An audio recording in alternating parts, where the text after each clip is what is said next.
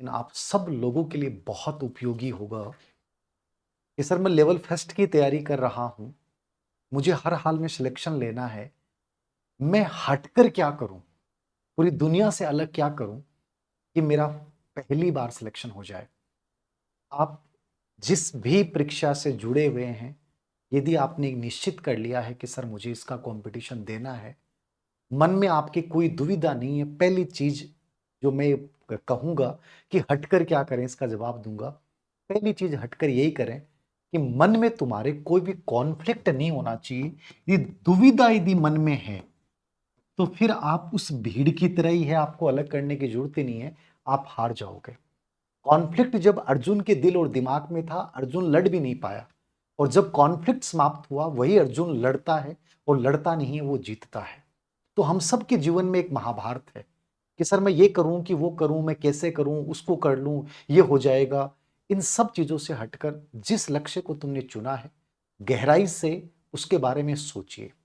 पहली चीज, ये दुविधाएं आपकी समाप्त होनी चाहिए, ये कदापि नहीं होनी चाहिए। दूसरा, हटकर क्या करें? पाठ्यक्रम का प्रिंट आउट आप सबके पास होता है और होना भी चाहिए।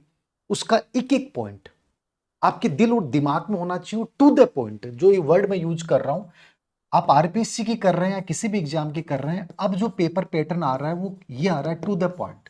टू द पॉइंट का मतलब है जो टॉपिक है आपने पढ़ा है, उस टॉपिक से एक्स्ट्रा आपको कुछ नहीं पढ़ना, लेकिन उस टॉपिक को इस लेवल से पढ़ना है कि आपको पता चलना चाहिए।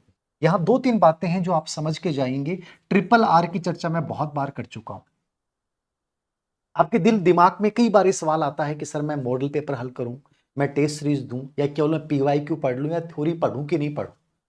सबसे इंपॉर्टेंट तीन चीजें होती हैं। पहला आर आपका रीडिंग होता है, जिसको आप बोलते हैं पढ़ना, ये सबसे जरूरी होता है, मतलब थ्योरी। दूसरा आर है आपका रिवीजन।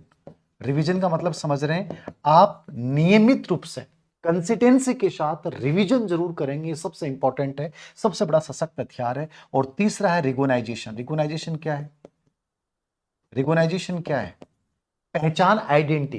पहचान आइडेंटिटी का मतलब, जैसे मान लीजिए कोई टॉपिक है, एक टॉपिक है ग्रेड फर्स्ट के सिलेबस में, 1858 से 1919 के बीच राष्ट्रीय आंदोलन, राष्ट्रीय चेतना का विकास। अब ये टॉपिक बहुत बड़ा है, लेकिन पहचान का मतलब है जब इस टॉपिक का तुम एनालिसिस करते हो एनसीईआरटी के आधार पे, इग्नो नोट्स के आधार पे, जहां से ज्यादातर प्रश्न बनाए जाते हैं, तो ये देखने में आता है कि मुश्किल से 3 से 4 पेज बनते हैं।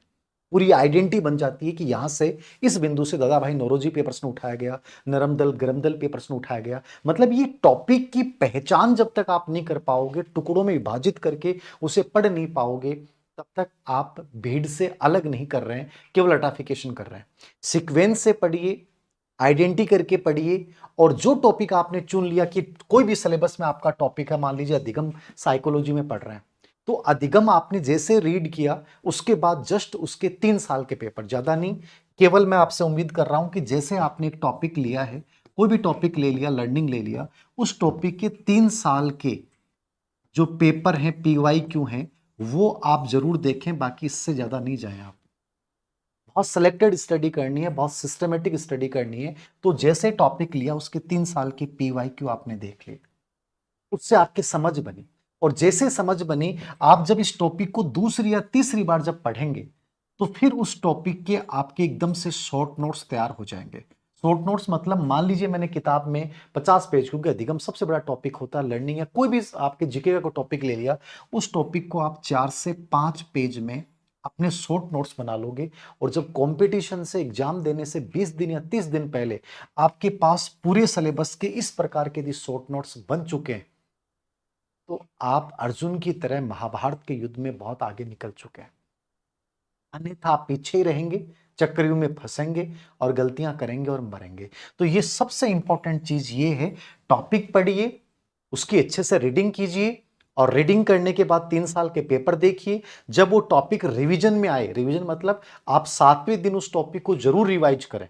7वें दिन कीजिए, फिर 14वें दिन या 21वें दिन कीजिए, फिर 28वें दिन कीजिए। इस प्रकार से जब आप रिवीजन करते हैं, 3-4 बार जब रिवीजन में आते हैं, तो उसके शॉर्ट नोट्स बना लीजिए। शॉर्ट नोट्स सबसे बड़ी ताकत होती है पढ़ाई की। रीडिंग अच्छे से कर रहे हैं, शॉर्ट नोट्स आप बना रहे हैं, 3 साल के केवल पीवाई क्यू देख रहे हैं, कंसिस्टेंसी है आपके, नियमितता आपके पढ़ने में है, फिर कोई दिक्कत नहीं है।